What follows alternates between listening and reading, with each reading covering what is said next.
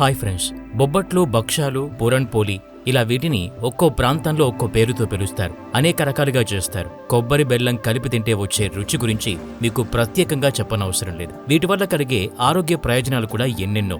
కొబ్బరి బెల్లంలో calcium, magnesium అధిక మోతాదులో ఉంటుంది కాబట్టి ఇవి తీసుకోవటం వల్ల ఎముకలు బలంగా తయారవుతాయి. అలాగే కీళ్ల నొప్పులు, ఆర్థరైటిస్ ఉన్నవాడు కూడా ఈ రెండింటిని కలిపి తింటే అవి కూడా తగ్గిపోతాయి. మరి ఈ రెండింటి కాంబినేషన్తో పూర్ణం గ్రైండ్ చేసుకునే అవసరం లేకుండా అప్పటికప్పుడు ఇన్స్టాంట్ గా చేసుకోగలిగే మధురమైన కొబ్బరి బొబ్బట్లను ఎలా తయారు చేసుకోవాలో చూసేద్దామా. ముందుగా స్టవ్ మీద గిన్నె లేదా కడాయి పెట్టుకుని 400 గ్రాముల బెల్లం, అలాగే 150 మిల్లీలీటర్ల దాకా వాటర్ యాడ్ చేసుకుని మంటను మీడియం ఫ్లేమ్లో పెట్టి బెల్లం కరిగేదాకా ఇలా బాగా కలపండి.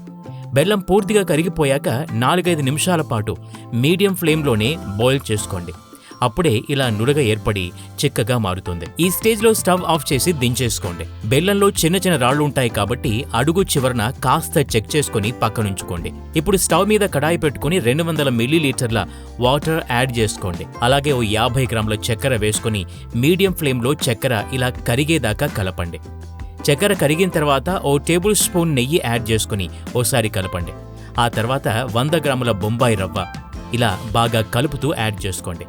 మీడియం ఫ్లేమ్లో ఇలా కలుపుతూ 2 నిమిషాల పాటు కుక్ చేసుకోండి. 2 నిమిషాల తర్వాత స్టవ్ ఆఫ్ చేసి ముందుగానే ఉడికించి పెట్టుకున్న బెల్లం నీటిలో యాడ్ చేసుకుని బాగా కలపండి. ఇప్పుడు చివరిగా 1/2 కిలో ఎండు కొబ్బరి పొడి యాడ్ చేసుకుని కొబ్బరి పొడి బాగా కలిసిపోయేలా కలుపుకోండి. అలాగే మంచి ఫ్లేవర్ కోసం 1/2 టీ స్పూన్ యాలకుల పొడి కూడా యాడ్ చేసుకోండి. ఇలా మొత్తం బాగా కలిపాక తీసి పక్కనుంచుకోండి.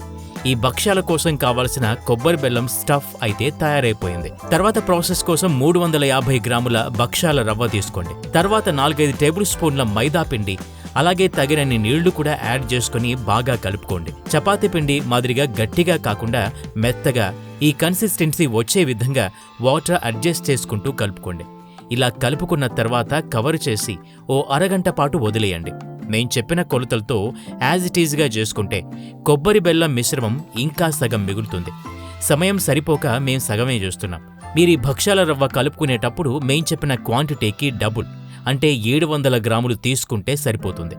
డౌట్ ఉంటే డిస్క్రిప్షన్లో ఇంగ్రీడియంట్స్, క్వాంటిటీ డీటెయిల్స్ ఉన్నాయి, ఓసారి చెక్ చేయండి. అరగంట తర్వాత మీకు కావాల్సిన సైజుకి తగ్గట్టుగా తీసుకొని అలాగే స్టఫింగ్ కోసం తయారు చేసుకున్న కొబ్బరి బెల్లం మిశ్రమాన్ని కూడా తీసుకొని ఇలా లడ్డూ మాదిరిగా కట్టి స్టఫ్ చేసుకోండి. మెత్తగా ఉంటుంది కాబట్టి విరిగిపోకుండా ఇలా నెమ్మదిగా రోల్ చేసుకోండి. ఇప్పుడు కాగిన పెనం మీద వేసుకుని మీడియం ఫ్లేమ్లోని 1 నిమిషం పాటు కాల్చుకోండి. నిమిషం తర్వాత తిరగేసి కొంచెం నెయ్యి యాడ్ చేసుకోండి. రెండో వైపు కూడా మరో నిమిషం పాటు కాల్చుకొని తీసేయండి. అంతేనండి. గ్రైండ్ చేసుకునే అవసరం కూడా లేకుండా అప్పటికప్పుడు ఇన్స్టాంట్గా ఈజీగా తయారు చేసుకోవచ్చు. అలాగే దీంతో పాటు అసలైన ఆంధ్రా స్టైల్ గుత్తొంకాయ కూర ఎలా తయారు చేసుకోవాలో చూడాలనుకుంటే స్క్రీన్ మీద ఎడం వైపు కనిపిస్తున్న వీడియోను క్లిక్ చేయండి. మిగతా విషయాలు అక్కడ మాట్లాడుకుందాం.